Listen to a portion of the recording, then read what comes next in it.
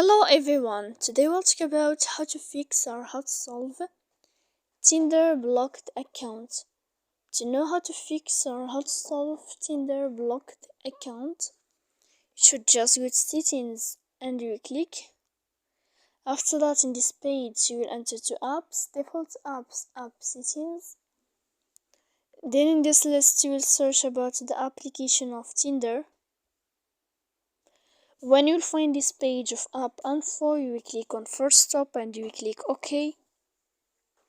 Here we go to click on storage.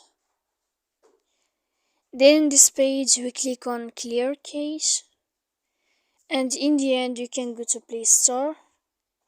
You will search about Tinder, you will find here uninstall and you can wait 3 seconds and you can install again your problem. So please don't forget to support us by like and subscribe. See you next time.